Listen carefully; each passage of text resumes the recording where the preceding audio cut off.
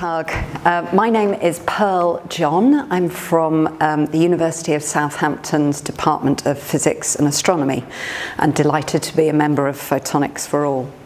So today I'm going to talk to you about children's universities.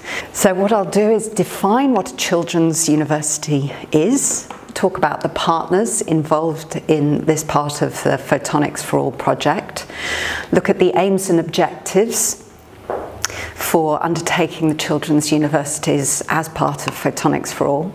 I'll look at the challenges involved in undertaking the events, and we'll look at the activities that we did with the students and the participants.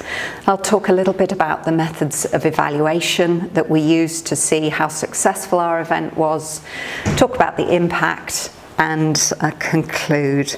And the picture on the right shows my colleagues in Photonics Sweden at their children's university, where they had a stand at an existing event.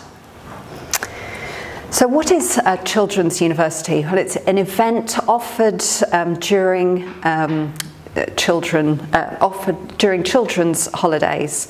In the UK we have no tradition of children's universities, so we asked for volunteers instead. But here you see my colleagues from, this is at KIT, Steinbeis Centrum, Europe, sorry, putting on their children's university. Generally the aims of Photonics4All was to generate a larger, more qualified workforce and more highly qualified academics, to generate more future entrepreneurs and businesses, and to demonstrate the importance of photonics technology to the general public.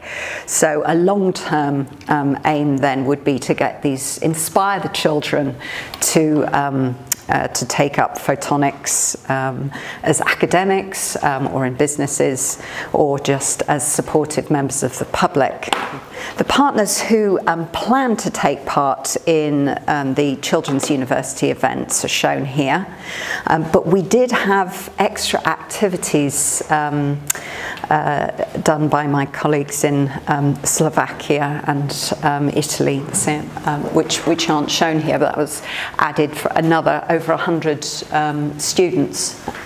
So at the University of Southampton, we planned for one single day of events with 120 children, but actually the Year of Light gave us so many more opportunities to work with schools, either going into schools or school children coming to us, that we worked with at least, I've put 1,700, but it was more than that. So we're very lucky to have had that synergy.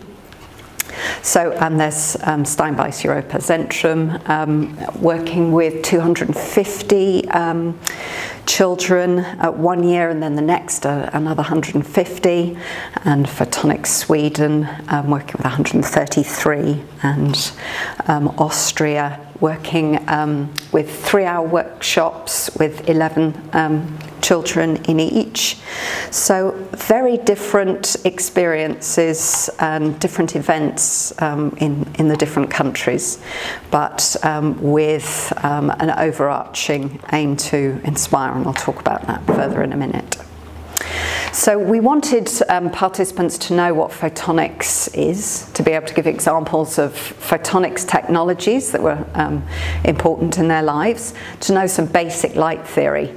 And the partners wanted to disseminate the tools, the apps and quiz and bookmarks that had been created, as previously explained. And we wanted to work with the Photonics Explorer kit, which is extremely useful for working with all different age groups at school.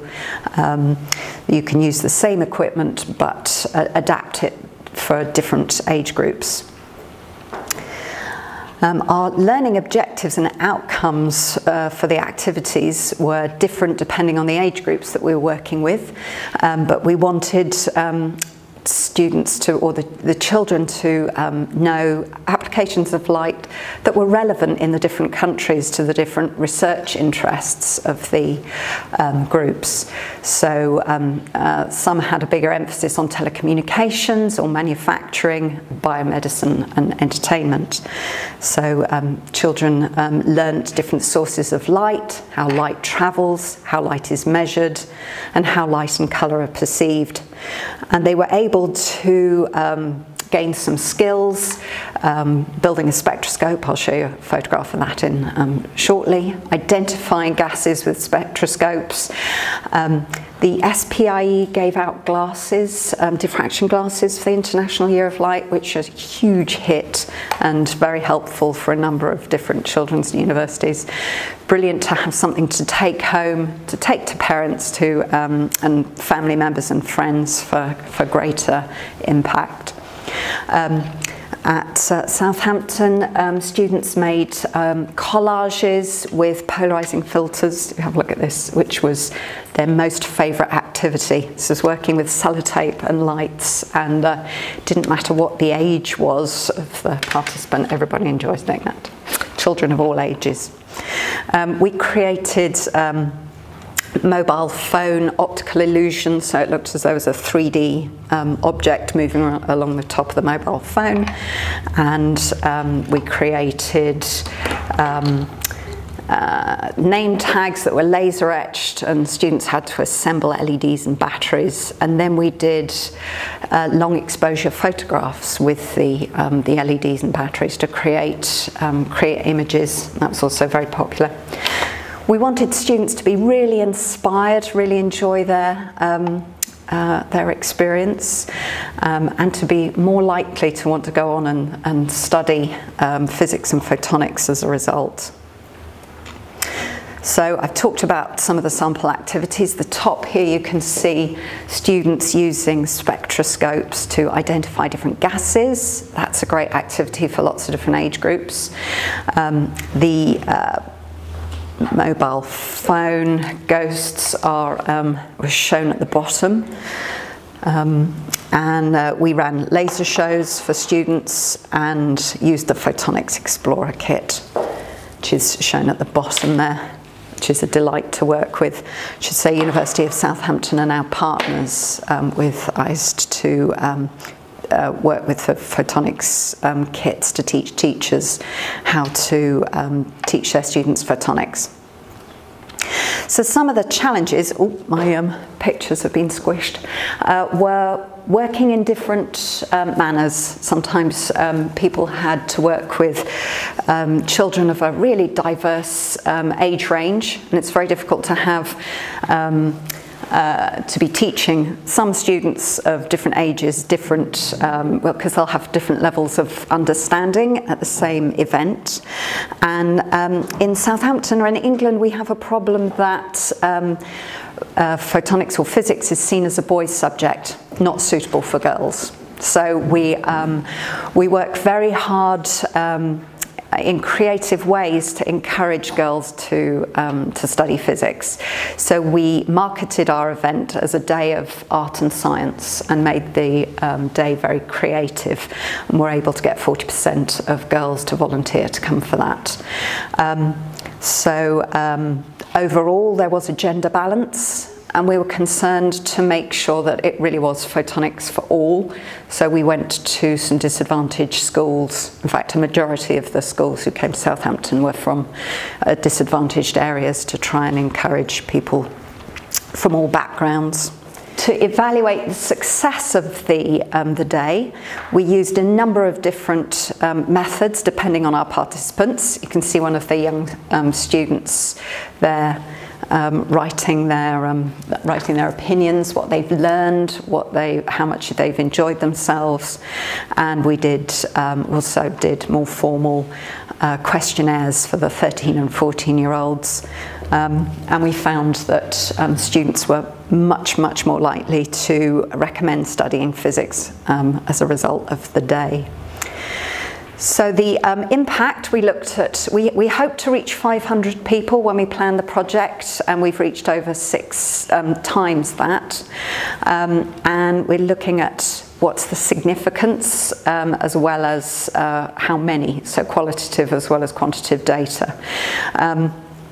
We monitored or assessed the students' learning using mostly informal methods, asking them to fill in quizzes to find out how much they'd understood, and we looked at what activities they had enjoyed particularly, and Southampton will be doing a longer term study trying to work with the same groups of students another couple of times, and then we'll track whether we get any of them at the university, but that's beyond the scope of the project. We'd like some more students. To conclude, top right is a picture of 120 students waving their name tags about with long exposures, which was much enjoyed by all. We reached our aims of engaging with over 500 students, 2,600 I think it was, and met our objectives and exceeded them with other partners doing children's university projects. We believe we had a strong impact on those participants. Important to say that it wasn't just the participants this impacted on. When you're working with the public as a researcher or academic, it's extremely useful for your own communication skills. Being able to explain work simply to the general public with great enthusiasm is helpful for writing grants, and our researchers, there's a team on the bottom right hand side there from Southampton, thoroughly enjoyed their experiences. We evaluated what they learned as well. We had our challenges, and these are going to be published in a best practice handbook as part of the Photonics4All project, so that we can advise other people what worked for us and what was more difficult. And we hope that you too will consider doing a children's university. Thank you very much.